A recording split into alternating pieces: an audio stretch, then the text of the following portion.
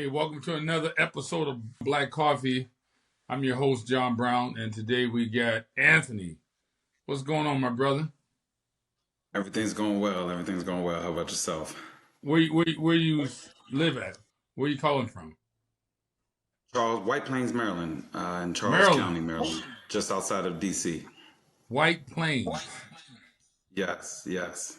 When we were playing Pop Warner, we played some guys from White. Is there a White Church, Maryland? Not familiar. Not familiar with White Church. White. What? White? White Marsh. You probably think about White Marsh, maybe. No. They were good. They were Okay. good athletes too. They were really good. White House? No, White. God, I'm surprised I forgot that. But they were really good athletes. White something, Maryland. I was like, ooh, those guys were good too.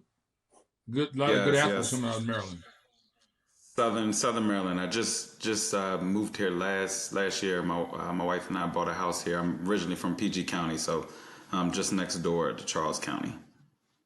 Is that also in Maryland? Yes. Prince George's County, Maryland. Yes, Oh, okay. yes. Well, not okay. So what you got for me? Yes. Well, appreciate setting time to have the conversation. Again, I'm Anthony Wilson, as I stated, from Charles County. We live in Charles County, Maryland. I'm 34. I played collegiate baseball at North Carolina Central University, a historically black college, in Durham, North Carolina. Went to Riverdale Baptist High School in PG County, Maryland. Pretty good in basketball and baseball, and football as well. And now I've been married for 5 years. We recently had our third boy last month. So I have three, one, and last month I had August. So Ace, Oh Arlo, and man, August are our boys. man! Congratulations. Thank you. And they're the Jeez. same age difference or similar age differences between them as your son. So I thought that was pretty cool, and yeah, just Wow. wanted to get some insight on. I feel like this is a conversation. If you're having a conversation with yourself 28 years ago, I'm kind of at that starting point here. Oh yeah. Um, I'm super future oriented, and of course, just having sons for me has been a weight because I know they look at me as an example. So I would just want to teach them everything I know. I want them to be better than me, of course. So yeah, I really appreciate the conversation, and just to be efficient with time, we can kick it off. If that's okay with you. So Um, how tall are you? I'm 5'7", And your wife? 5'8". Okay. Well, she's tall. So that means your kids are gonna be Yes, tall. yes. I'm hoping so. I'm hoping they Yeah. get her. I mean, what from my experience, I'm not a doctor or anything like that, but it seems like when the mom is tall, the kids are tall. Right, right. Okay, Yep. So excellent. I'm hoping for. So what Um, is your desires for them, athletically speaking, or academically speaking? well, I want them to, athletically speaking, I want them to have a interest in sports for sure. I would love for them to play baseball. I feel like there's a lot of longevity in that, and of course, that's what I played at the highest level for me in college. But I also played football, and I love football as well. So if they could get in one of those two sports. I also golf. I've taken an interest in golf later in life, so I enjoy that. I would love to play that with them as well when they're young and they could compete in that. That would be good. So, but just I want them to be athletic. I want them to be involved in sports. I want them to have an interest in it and something that we can, I can motivate them. My wife and I, she plays sports as well. Basketball and softball in high school was pretty good, and in college as well. So. If they could just take an interest in sports the way we have, and we can encourage them, that would be great. And of course, So get them to the what are you highest gonna level that do? they.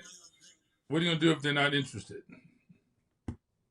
To be honest with you, I want to water whatever seed they have. So if I see a seed But in instruments, then we want to water that seed, and give them as much as they can guidance and discipline and lessons as far as anything that can excel them in that area.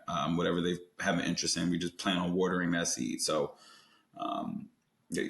my wife and I both being sports people, we can see that there being a negative there where it kind of cross cancels, and some of our kids may not want to I be in mean, sports at all. So we're prepared. so you hold on, I'm writing some things down. You said a couple words that concerns me: interest and wannabe. See, I would strike those from my vocabulary. They will be who you want them to be. There's no interest. They'll be interested in what you tell them to be interested in. That's how I see it. And most people have a hard time digesting that, but that's the simple truth. You are the hero. They're going to look up to mom and dad. Mom and dad is like everything to them. So mom and dad tell them they're unbelievable. They're going to believe they're unbelievable. So what I wouldn't talk about want to be, what they want to be. Oh, they don't. They're too little to. When would they? A person don't know that until they're probably maybe 27 years old. What they want to be, And so if you look at a young age, 3 years old, 1 year old, and some months, you have to decide what they want to be. So I would strike interest in what they want to be out of my vocabulary immediately, and just say, okay, honey, you and your wife sit down and say, what do we want them to be? You want them to be the next Jackson 5? Then you got to start pushing that. You want them to be baseball? You got to start pushing that. That's how I see it. And I know I'm right. Definitely, that makes sense. And I guess the angle I was coming from is we want to expose them to what we like and what we would want them to be in. If they don't express interest in that, you're saying continue to expose them in different ways to that same thing, or will we Yes, pivot I'm to? saying they have no choice in the matter. Eliminate choice. Now, it sounds harsh. It's like, man, really? Yes, eliminate choice. Don't give them a choice. This is what you're doing. You thank me later. Simple as that. That makes sense. The plan A, there is no plan B type thing. Yeah. And don't do anything like, let me see, softball or freaking swimming or something stupid like that. Don't do that. Because if you put them in swimming, they're going to be champions of the world. They win some gold medals, but you can't eat them. You got to put them into something that's going to pay dividends at the end. Because they will be what you train them to be. I have a niece. I shouldn't even say this, but real smart. I mean, just like 5.5, 5.8, the craziness, just off the charts. And I asked her when she was young, what do you want to be when you grow up? She said, I would like to be a writer. I said, okay, that's nice, that's cute. But why don't you, because you've been gifted with this brain, why don't you be an anesthesiologist? Because this way you can make a lot of money. Oh, my sister-in-law got mad at me. You always trying to tell people what to do. Leave her alone, blah, blah, blah, because they're ignorant. I said, listen, she can be an anesthesiologist and write books. You can do both. And I was right. She ended up being a teacher. She makes a little bit of money, but the money she would have made, she could have took her mom, took her herself. She didn't listen. Had she listened to me, she had a different outcome. I was a bodybuilder. Why did I do that? Some guy saw me, said he thinks I can win Mr. Universe. And I thought, okay, I looked in the mirror, I looked at the magazines. I said, well, they look the same as I do. They're just bigger. So if I lift weights, I can get bigger. I can probably do it. So I did it. But had my dad was in my life, my mom and dad. I lived with my mom and dad. But he didn't guide me.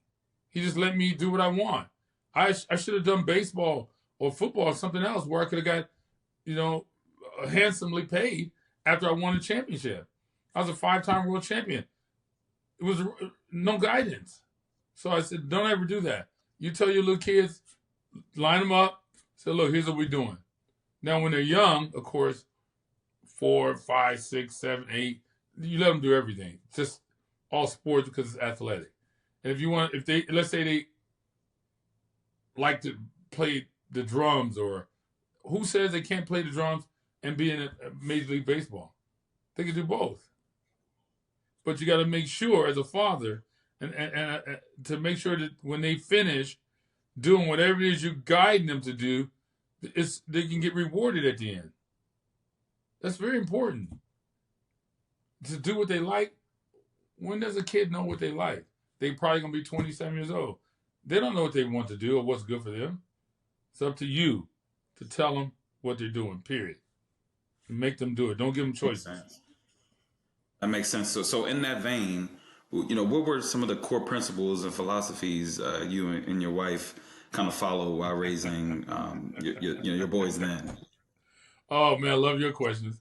That's great. That's a good one. You got me thinking. I love that. So, because there were some core philosophies. My wife is not next to me, so I'm going to answer that question for her as the best of my ability. She was no nonsense. You did what you were told.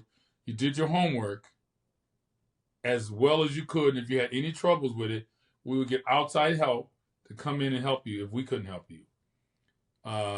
Those were the main things that she instilled in them, to make sure they make their beds, they're in order, they're on time, they're not tardy, just basic things in life. The core value to her was education. She didn't care about football, basketball.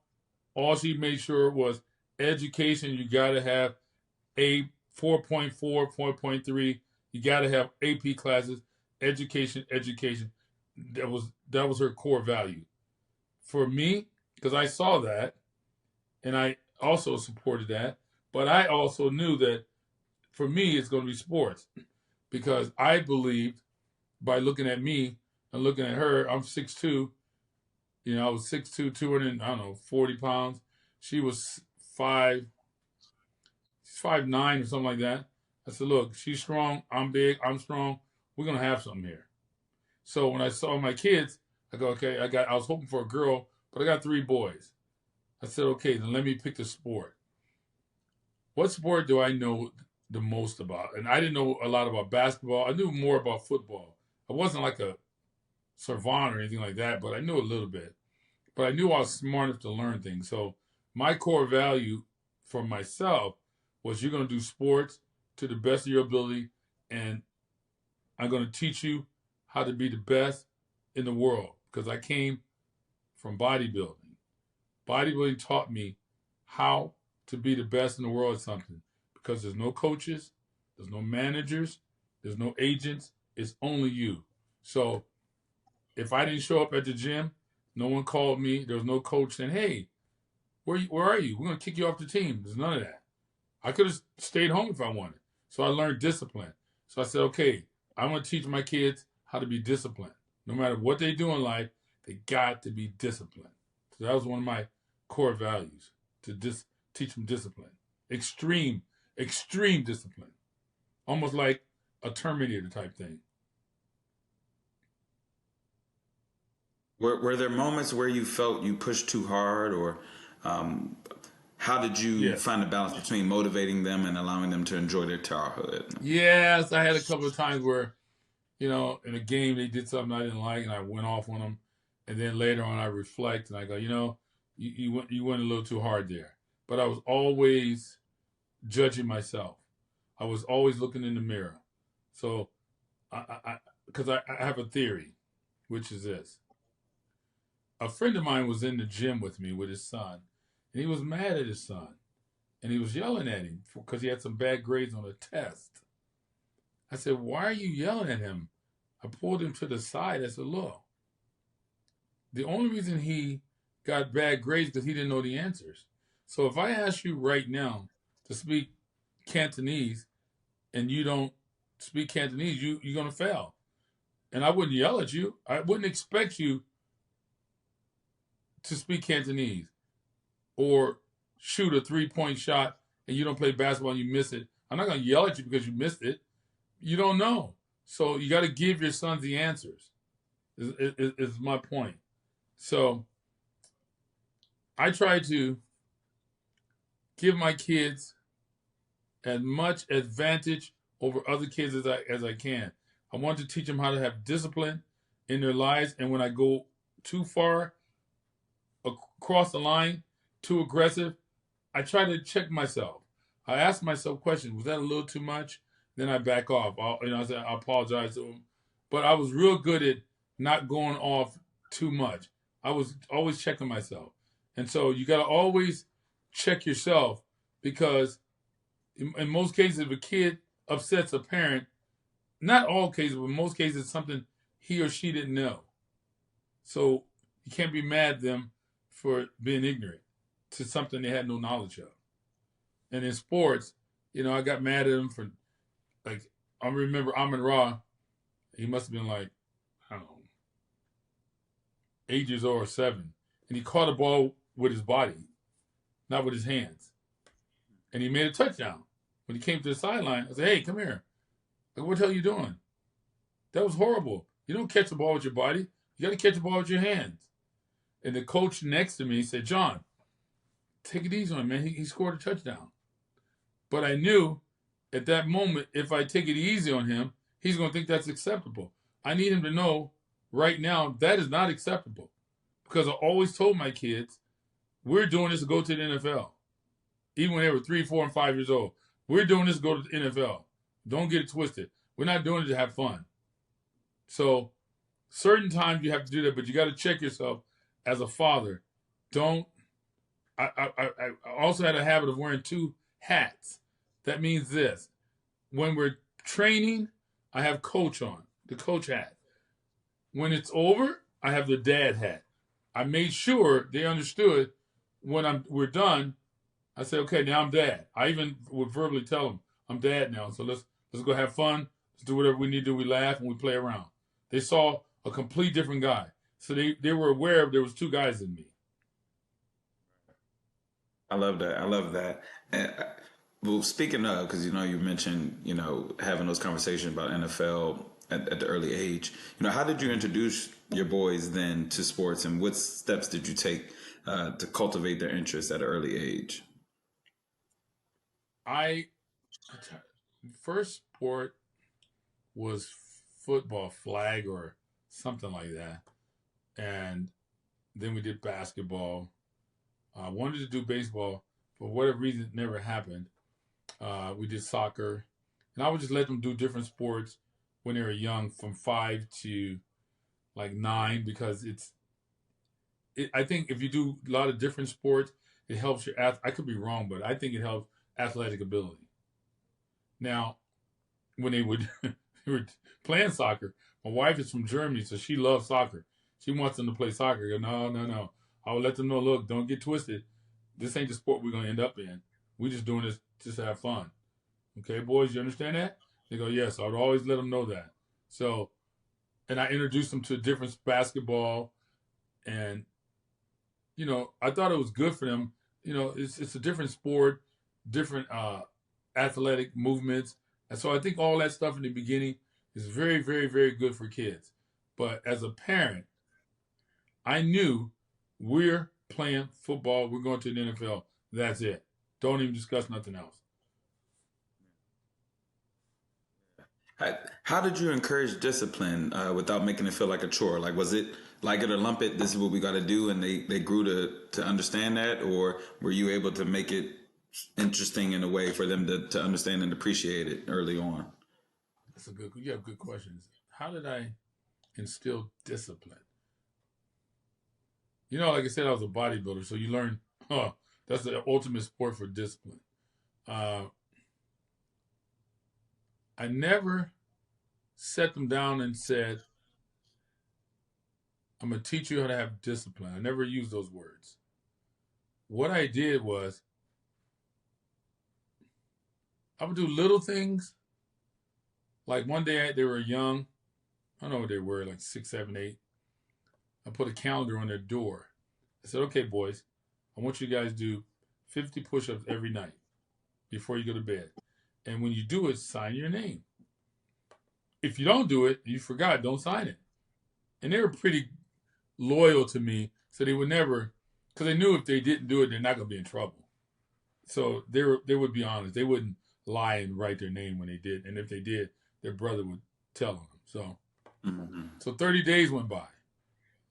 I came back in the room. I said, okay, let's look at the calendar. Okay. You guys did it. So you know what this means? This means no matter what happens in your life, if you say you're going to do something, you know for certain you're going to do it. Because here's proof of it. Without me watching you, I didn't monitor you. You did it on your own accord because you said you're going to do it. So now you know for the rest of your life you can trust yourself.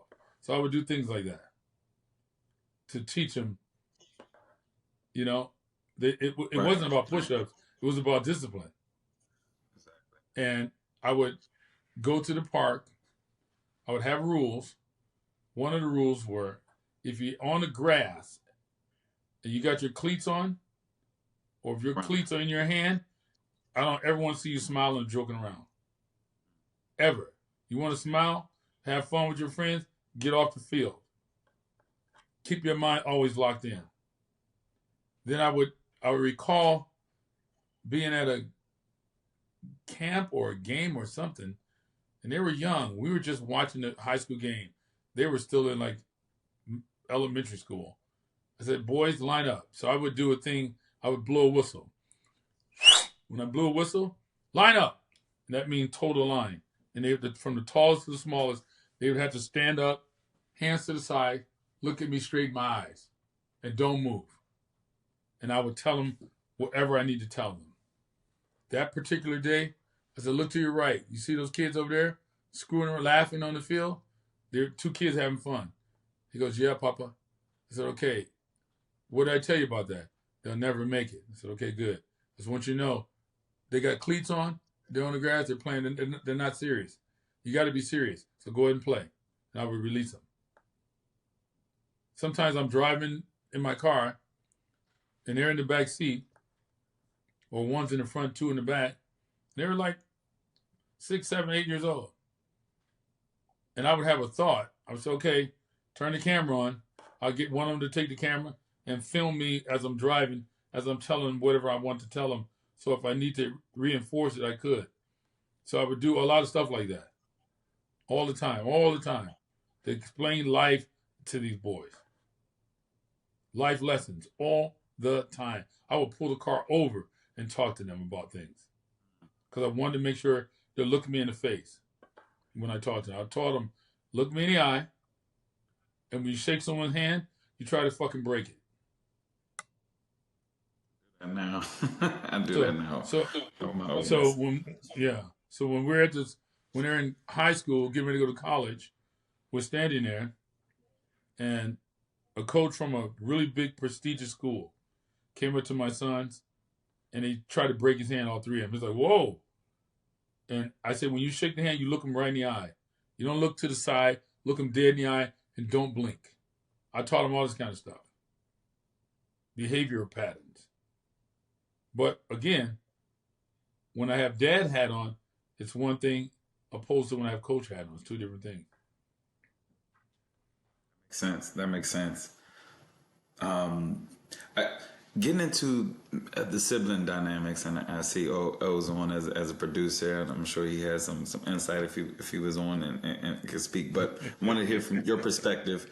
How did you navigate the challenges of raising three boys who were all competing in the same field? I can see it now just in the living room playing catch with two of my boys. They look, I caught it, Daddy. Look at me. I can say how I caught it, like always competing for the attention. But how did you navigate them all in the same field playing football? How did you navigate, the challenges of that? Well, I'm trying to understand what you mean exactly. Like being careful not to push one before the other. What I think about In that question, I think about kind of Serena and Venus Williams and their upbringing from the little I Mm-hmm. know of it. But Venus getting a lot of attention and Serena kind of vying for that attention. They both were good, and just that dynamic. Was there a similar dynamic? Um, Yeah.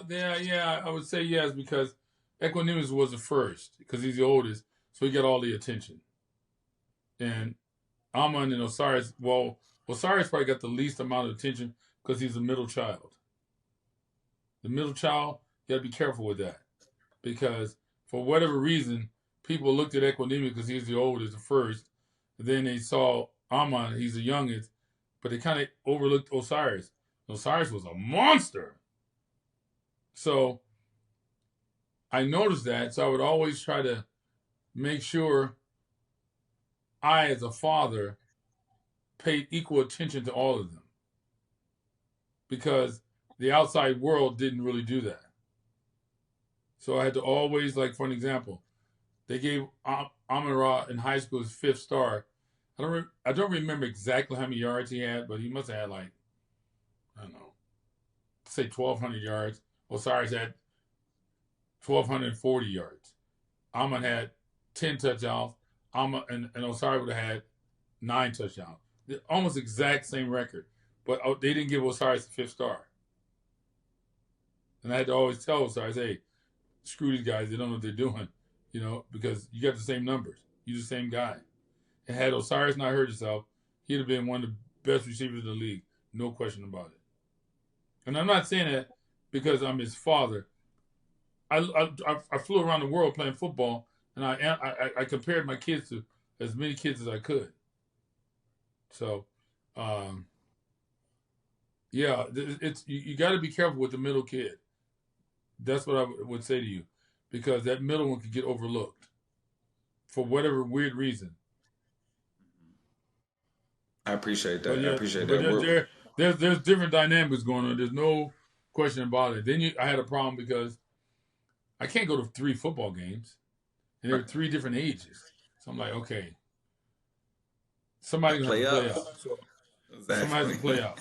So I'm gonna have to play up. I think I don't remember if Osiris may have played up. Equanimous didn't. Did he? No, he didn't. But Osiris and Amma may have played up, if I'm not mistaken. And that way I can go to different games because one is maybe at 8, 9 in the morning, and the other one could be later on in the evening, and I can make them. So you got to look out for that too. But Definitely. Were there any? I never had. Go ahead. No, go ahead. I didn't Go want ahead. to cut you off. No. Go ahead. I was going to say, were there any times when sibling rivalry became an issue, and how did you turn that into a positive force? Well, they said they had fights, but I never saw them fight, like physically throwing blows. I saw them getting ready to, and maybe Equanimous would hold one of his brothers in a bear hug and come to me, say, Papa, tell him to stop. I don't want to hurt him. He's my brother, you know? But I never saw him like throwing blows at each other. But they said they had fights, but I never seen them have fights because I think what happened was, I could be wrong, but I thought about this, and the only thing I can think of is they slept in the same room when they were little kids. And then as they got older, we had an extra bedroom, but no one wanted to sleep in it. I go, you can go downstairs. No, I want to stay with my brothers. So they slept in the same room up until they got out of high school, until I bought another house. So I think sleeping in the same room had something to do with that, to keep them together too. I Because they're love real that. My, tight. my two, They're super, super tight right now. Ace So and I would Arlo in the say, same room together now. yeah, And they love it. don't ever break that up. If you can, keep them in the same room. My 3 sons are tight as they're thick as thieves right now. Um, I guess in preparation for the business of sports, what gaps or challenges did you encounter when transitioning, being a part of that transition from college to professional sports there to the NFL? Were there any gaps and challenges that you came across that kind of stood out? or any Oh shit. lessons? Oh yeah. It's like, look, the people are always trying to tackle the person who's running with the ball. You understand? So if you do get on this journey like I was on, be prepared. I knew it from bodybuilding. They will try to tear you down. They will hate you. No one likes you. Everyone hates you. Even the ones that smile in your face, talking behind your back because you were the person running with the ball. Remember, I had 3 boys, 1.5 years apart, top athletes, top in their school and education. They was beating people at everything, speaking 3 languages. It was like too much to handle. They hated me, all jealous. They couldn't say anything bad about the kids, so they always said, "Oh, their father's an asshole." I wasn't no asshole. I was a father that didn't take no bullshit. Now, if a person don't like me, they must have did something wrong. Because I don't start stuff, but I'm not gonna take stuff. So you gotta be ready for all the people hating on you. You gotta be smart enough to just let it roll off your back. They say bad things, just say, okay, whatever. Let your kids know, just keep playing. Just keep going. I had referees in the bathroom at a Pop Warner game, didn't know I was there, saying that they're gonna, if those St. Brown boys start any trouble, I'm gonna throw them out the game. My sons have never been kicked out of a game in their entire life. They never start a fight. They were smart because they know if they get kicked out, if they get a fight, they get kicked out. When Amon Ra was 10 years old, 11, no, somewhere around there, his coach came up to me and said, "Man, you know what your son told me? Something happened. They did something dirty to him on the field." And Amon Ra, he said something to the kid, and the referee yelled at him, "If you do it again, we're gonna kick you out, number 8." And the coach came up to my son and said, "Listen, Amon, you gotta calm down. They're gonna kick you out of the game." And the coach told me that Amon Ra looked at him and said, "Coach, I'm a 4.0 student. I'm not gonna get kicked out of this game." In other words, I'm smart. You gotta worry about me. Relax. He said that when he was 10 years old. So my point is, they were intelligent, so they never would do something stupid to get kicked out of the game. But the people, the referees, you're gonna encounter a lot of stuff, dude. I had referees trying to kick me off the field for, I don't know what his reason was, but I guess he didn't like what I was saying. But the funny thing is, I'm bicultural.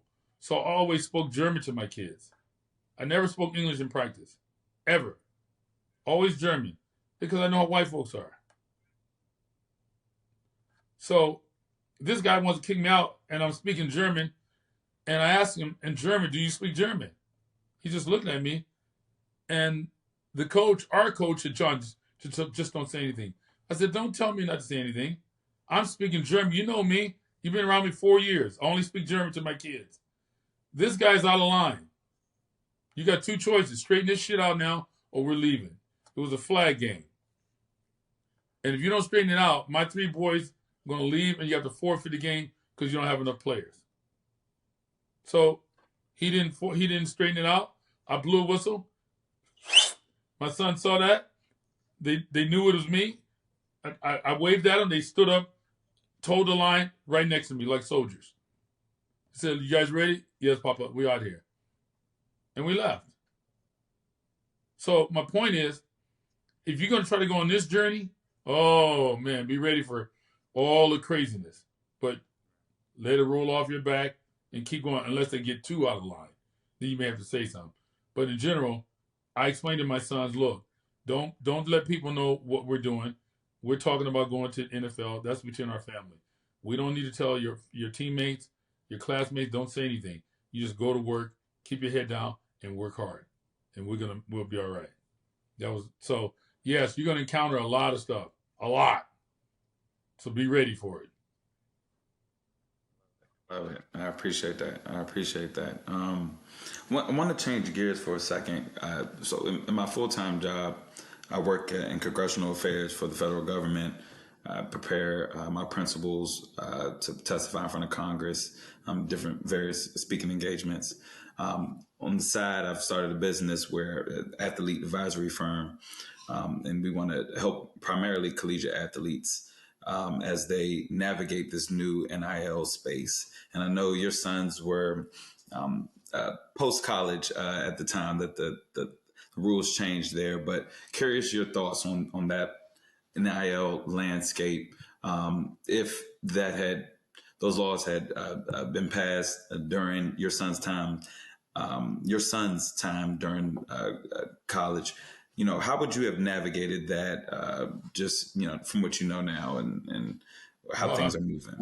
I can tell you now, parents better really buckle things up and get right, because if you give an 18-year-old kid $1 million, he think he's rich. An 18-year-old kid don't know anything about taxes. So you better have somebody in your corner that understands taxes and understands how to talk to that boy or that girl. Because that's a dangerous thing. It's very dangerous. I think it's going to hurt sports. A lot of kids are going to, you'll see, 15 years from now, you'll start hearing stories. Oh, yeah, I got in trouble with taxes because I didn't know what I was doing. Or, oh, I got that money, and when I got that money, I didn't work out as hard. I kind of, slacked off, and I never made it. Because it looks like the finish line. So I would have made sure my sons understood, son, you got this little money. It's not a lot. This is not the finish line. This is a starting gate. I know it looks like it. Please understand that. Son, you got to pay taxes on this money. You don't have $1 million. You may have 500 or wherever tax bracket is in, or 700,000. But you got to pay your taxes. If you don't, you're going to be in a jam. You're going to be in a big problem. So these are things I would have thought about had my sons were around when that first went down, because it's very dangerous. I'm glad they're getting money. Don't get me wrong, but they need guys like you, companies that you're starting, to help them navigate, because they're not able to. I mean, every 18-year-old kid is pretty much the same. So, yeah, that's a tough one, man. I'm very concerned about that. Yeah, likewise, and I think that's part of the reason I got into it.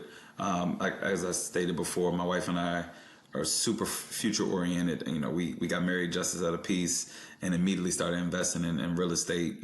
Bought 4 houses, Damn.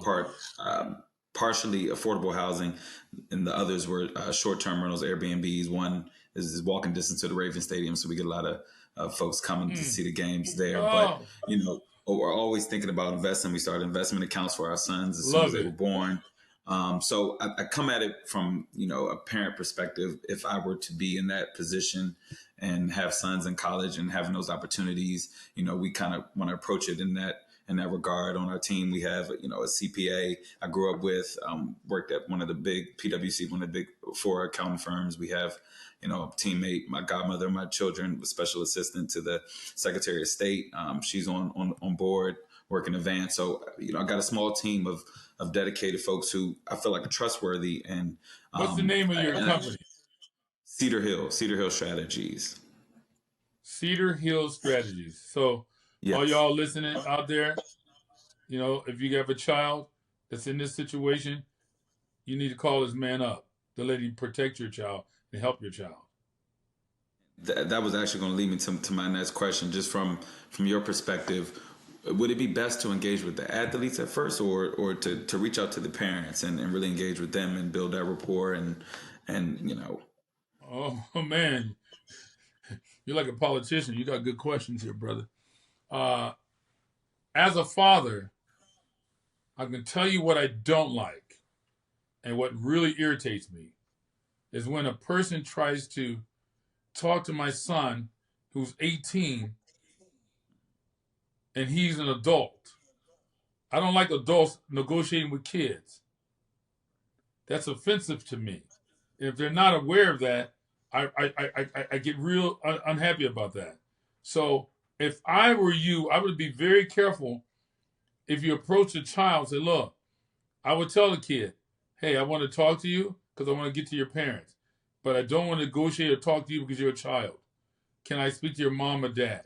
And then when I talk to the mom and dad, the first thing I'm saying is, look, I got your number from your son because I don't want to negotiate with little kids. I don't think it's fair.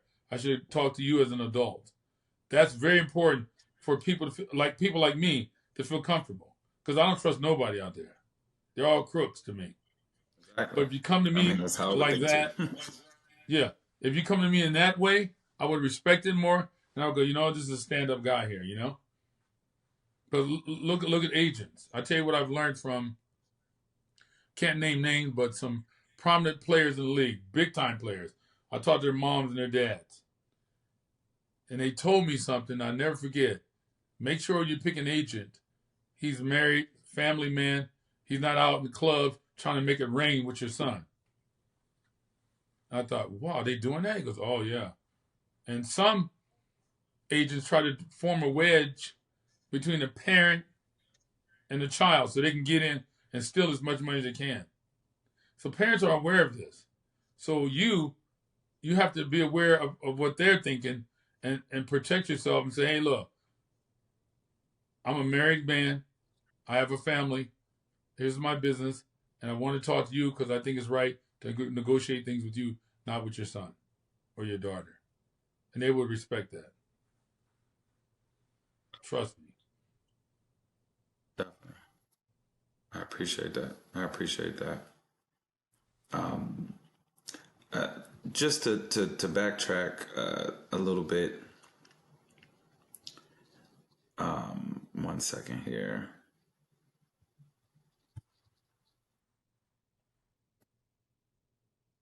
I wanted to ask about mental toughness. And I know that was a big role in your journey, in your son's journey.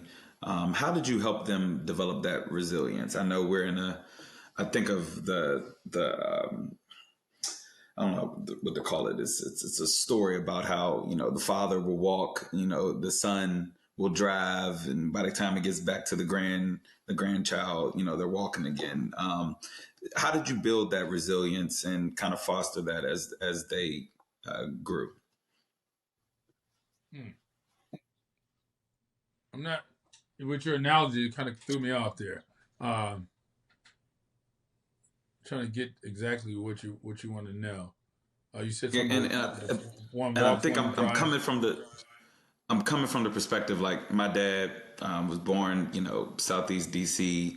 Definitely had a rougher upbringing than I did. He provided the Mm, best life he could for me, and now I've built upon that, which is not a lot. mm, You can't say that. Everyone can't say that. I think this is the first time 30-year-olds aren't doing as well as their parents when they were 30. So we're just in a tough time in America. But thinking about raising my children, and I know from your stories, they grew up in one area, but you made sure that you took them back to your hometown area to play football and definitely get that experience as well. So in that vein, how did you just foster that resilience and kind of encourage that as they grew? um, I mean, I didn't. How did I say that? Let me think.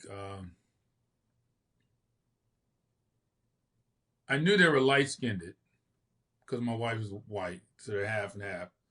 And when I grew up, I knew that we would take light skinned guys' money. So I knew as long as they're playing football in the suburbs where we live, they're gonna be okay. But as soon as they get out in the real world, they better be tough. If they're not, they're gonna get their lunch money taken, and they're gonna get intimidated.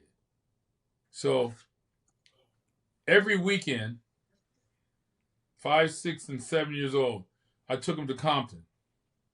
That was about every Sunday. It was about Sunday mornings, no one on so only like a 30-minute drive. We're in Compton. I said, you're gonna go here, we're gonna run with these kids. They had a little football camp, pay $5 and you run. Do whatever the coach told you to do. You may get in a fight. If you guys get in a fight, you better all fucking fight. You understand that? Yes, sir, Papa. I said, okay, good. Let's get in the car. And we went. And we weren't, they knew, don't take no bullshit for nobody. I taught them that early. At early age, I gave them some nice cuss words. Every cuss word you can think of, I taught them when they were little. I said, now, you speak 3 languages, now you got to force them, because every now and then you're going to need those words. So I taught them to be tough, like those examples.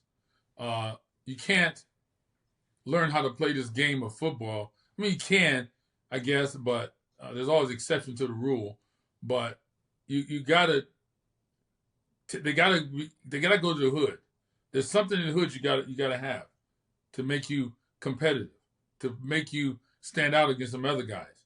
You gotta understand their language, the way they act, the way they talk, the way they move. You gotta understand that hood, because most of the guys who are playing professional sports, especially football and basketball, are from the hood. So you gotta teach them that, or they'll get intimidated. From where you're talking, your kids gonna be raised in the suburbs.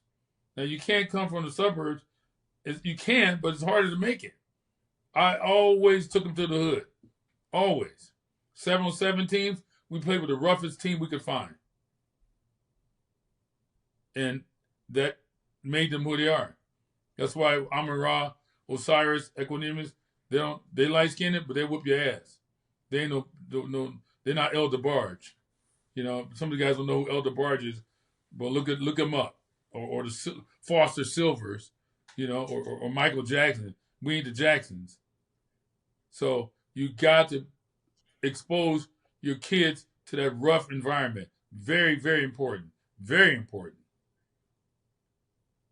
Or they'll be soft. And don't let them walk around with long hair. If I see another kid with long hair, I'm going to die. Look, if you got long hair, you're going to start feeling like a girl. Because at some point it's going to get in your eye, and you're going to have to move it like that. As soon as you do that, that's female stuff. Keep their hair short. They're boys. Teach them how to be men. So I taught my sons how to be rough, tough, smart individuals. Looking back, is there anything you would have done differently in raising them?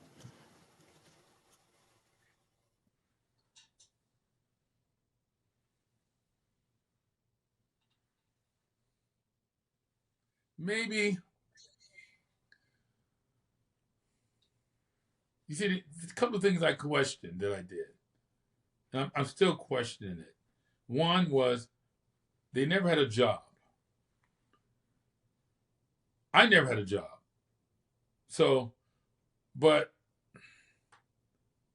I always had my own business. I never worked. I went to Cal State Fullerton. After I got out of school, I was into bodybuilding. From that, I started a business. Sometimes I wonder, should I have them have a part-time job, even for,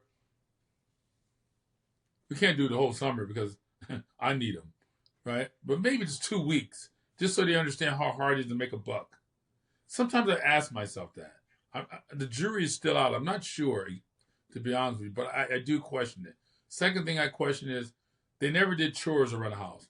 Like they never cleaned the backyard up or raked up leaves or cut the yard. Never anything. Never washed dishes. Never anything ever. I question that sometimes, but I'm not sure if I did the right thing or not. Because now, when I go to their homes are spotless, so they're in order. They understand things. So I just thought maybe it would give them something that they missed, but I'm not sure about that, to be honest. But yeah, those are 2 things I think about sometimes, to be honest. But other than that, I probably would have done everything the same way I did it. You know, maybe I would have told my wife, I would have stressed to her, if I'm not around and any doctors try to do any, I don't know, shots or surgeries or anything to my son's bodies, don't let them do anything unless you talk to me. I would have stressed that. And I would have told my sons, don't let your mother let anybody do anything without talking to me. Because had I done that, it's a possibility that Osiris would have still made it to the NFL. Because he shot a cortisone shot in his foot and it ate up all the fat on the bottom of his foot. If they called me and say, hey, if we're in high school, his toe is hurting, we're thinking about giving him a cortisone shot so he can play in the game, I said, don't do it. 100% I said, don't do it. Let him sit on the bench. It's only high school. It doesn't mean nothing. I would have made sure my sons knew, don't let anybody touch them unless they talk to their papa. I'd have made sure of that. That's one big mistake I made. Osiris should be in the league.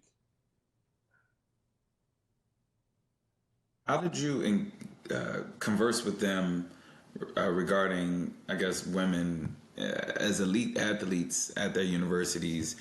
How did you navigate those conversations? With elite women athletes? No. Your boys being your sons being elite athletes at the universities that they went to, being star players.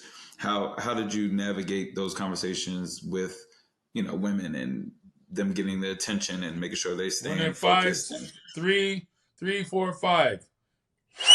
I blow what's the lineup. They line up. I said, let me tell you something about women. And they look me straight in the eye. Don't look around. Look me in the eye. Women are dream killers. Repeat that. Women are dream killers. Every other day or once a week, I said, line up. What I tell you about women? The dream killers, Papa. It's okay, go. Don't forget it. I reinforce it all the time with them. Don't forget that they're dream killers. So by the time they got to high school, I said, look, at some point you're gonna meet women, you're gonna want to go out, but don't get crazy, don't get derailed and not make it because some woman. You gotta be careful. So they understood that. So it seems to me they all navigated real well through life after hearing that.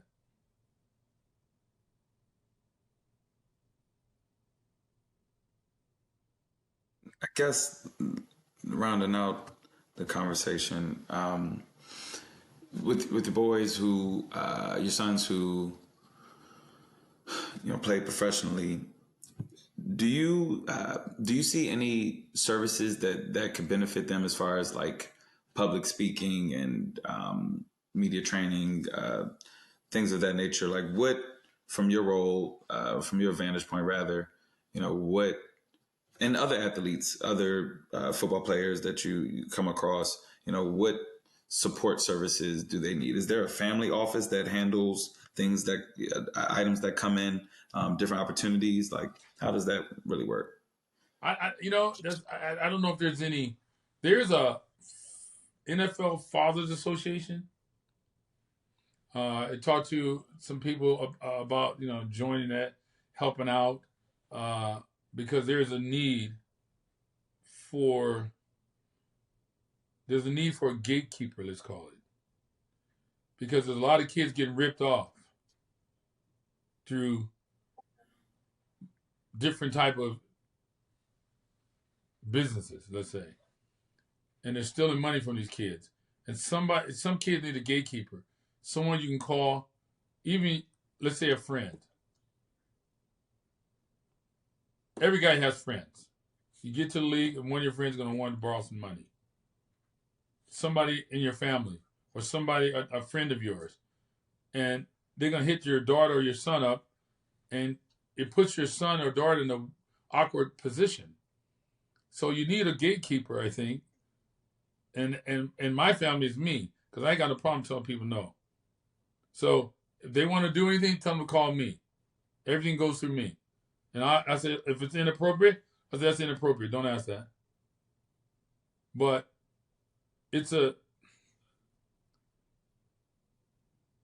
people ask, man, what does it feel like to have your sons in the league? You got 2 sons, this and that. And, it's amazing. It's unbelievable.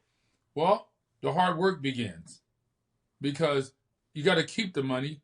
You got to make sure money's invested right. So for the last 6 years, I've been learning, trying to teach myself more about investing and what are the best outcomes. Where should 70% of the money go? Where should 30% of the money go? It's a lot of work as a parent, because you need a parent on top of that. I don't trust none of these guys. These money managers, no. They're all thieves to me. So there's a need. Each kid needs a gatekeeper, kind of like your company. that you're starting to help these families navigate through these times, because it's not a lot of help out there. And a lot of people think, oh, football players, baseball players, or basketball players are dumb. They lose their money. They're not dumb. A lot of them are aware of what's going on and how to try to save money. But unfortunately, what they do, they're so paralyzed, they just put it in the bank and just sit there. Put it in the bank and just sit there. They don't touch it. That's the worst thing you could do. But that's what they do, because they figure if I don't spend the money, I still have the money. I don't lose the money. But they are losing money because they got invested right. But these guys who tell them how to invest are kind of stealing money. So it's a vicious circle. Every kid needs a gatekeeper.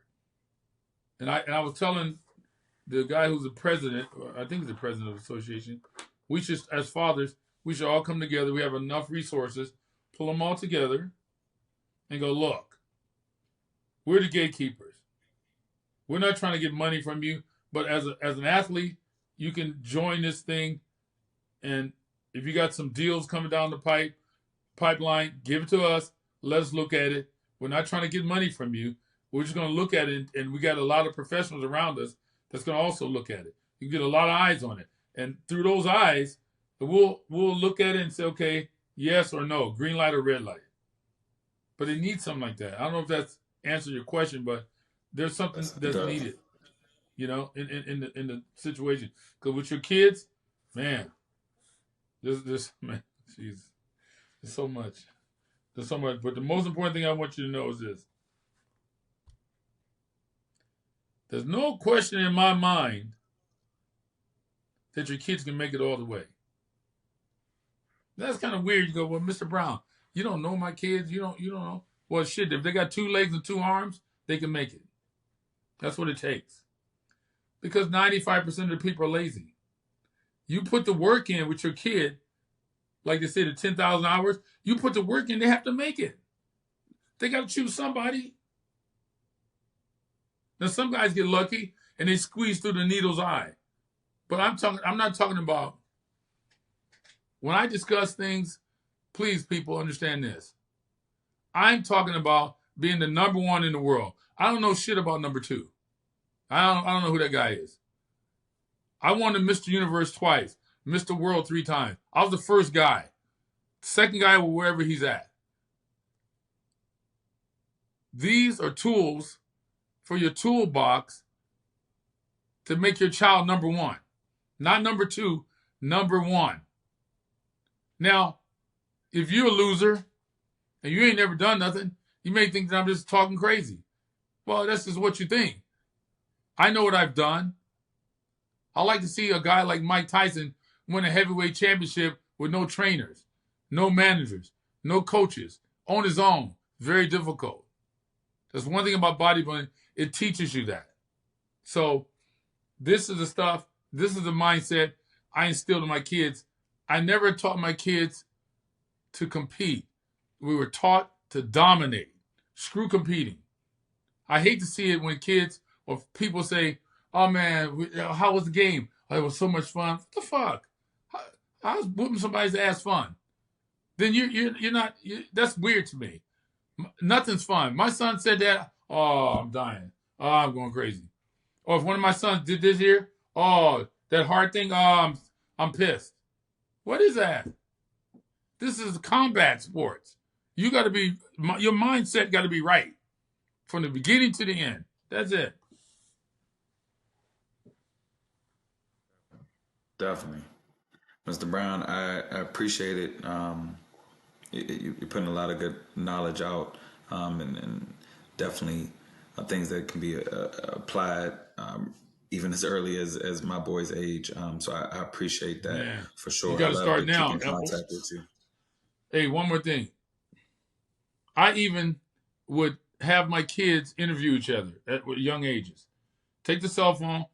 One would stand there, and the other one would film him on videotape and ask questions, interview them. When they're young, teach them how to interview. Don't wait until I started that like 6, 7, 8 years old. They're doing interviews, interviewing each other in 3 different languages. And we'll look at it, we'll critique it. Man, you got to get them ready. Classroom, everything. Don't leave no stones unturned. None. And you tell them what to do. Here's what you're doing, and tell them why. So to keep it between the family is not something you go around and boast, but this is why we're doing this. Don't get it twisted. And they'll accept that. And they say, that's what we're doing, that's what we're doing. And you just keep pushing, keep pushing. Next you know, bam, it happens. It happens. It's easy. It's not difficult. 95% of people are lazy. 95. All you gotta do is get your son into 5%, he'll make it. I bet you 60, maybe 70% of athletes don't want to be on the court, don't be on the football field. They're doing it to get the check. They don't love it.